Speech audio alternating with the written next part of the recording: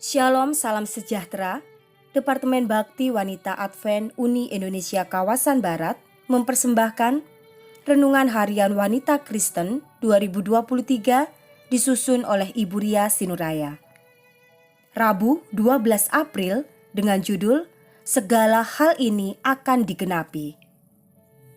Firman Tuhan di dalam Daniel 12 ayat 7, lalu kudengar orang yang berpakaian kain lenan yang ada di sebelah atas air sungai itu bersumpah demi Dia yang hidup kekal sambil mengangkat tangan kanan dan tangan kirinya ke langit. 1 masa dan 2 masa dan setengah masa, dan setelah berakhir kuasa perusak bangsa yang kudus itu, maka segala hal ini akan digenapi. Pada saat saya membuka Sabat di kamar, tiba-tiba tante masuk dan terkejut melihat saya bertelut berdoa.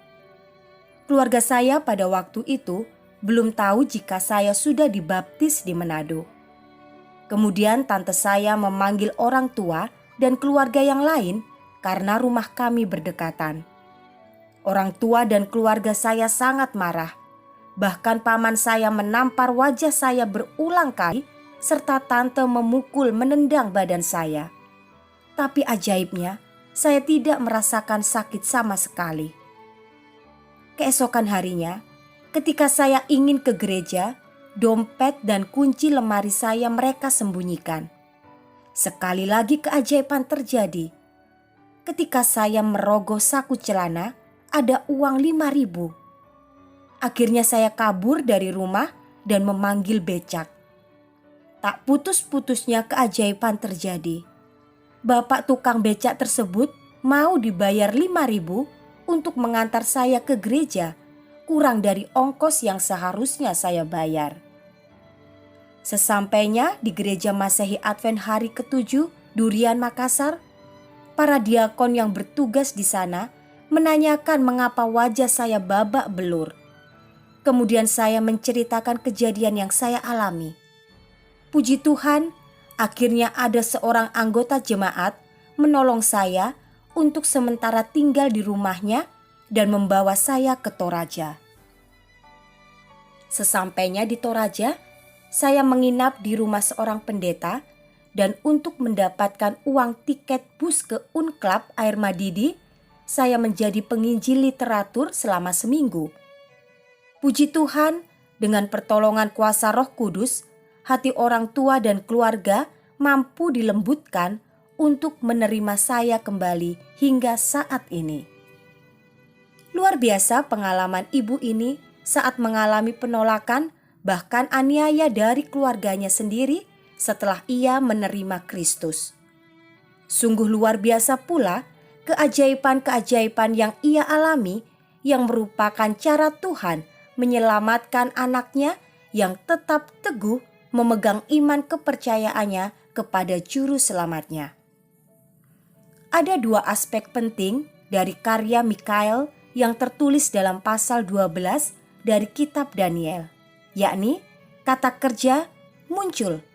Pertama menggambarkan kebangkitan raja untuk menaklukkan dan memerintah.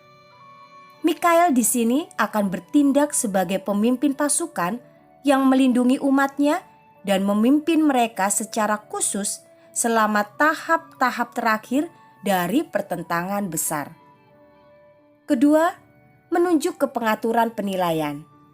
Mikael muncul untuk bertindak sebagai pembela di pengadilan surgawi.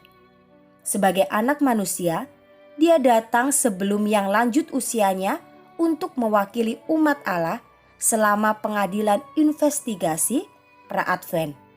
Baca Daniel 7 ayat 9-14. Sahabat, ketika Anda membaca kitab Daniel, banyak sekali hal-hal yang mungkin kurang Anda pahami. Yang terutama dalam hal ini adalah keyakinan Anda bahwa peperangan antara Kristus dan iblis akan berakhir. Semua yang diwahyukan Yesus Kristus kepada Nabi Daniel dan Yohanes sudah pasti akan digenapi. Dan bahwa Kristus atau Mikael itu akan memenangkan pertentangan besar antara Allah dan iblis dan Ia akan memerintah sebagai Raja untuk selama-lamanya. Anda akan dibelanya bila Anda menyerahkan jiwa raga Anda dalam kepemimpinannya yang penuh kasih dan adil itu. Jaminan ini nyata, jadi Anda tidak perlu ragu lagi untuk memegang iman Anda hingga segala hal ini akan digenapi. Kiranya Tuhan memberkati kita semua sepanjang hari ini.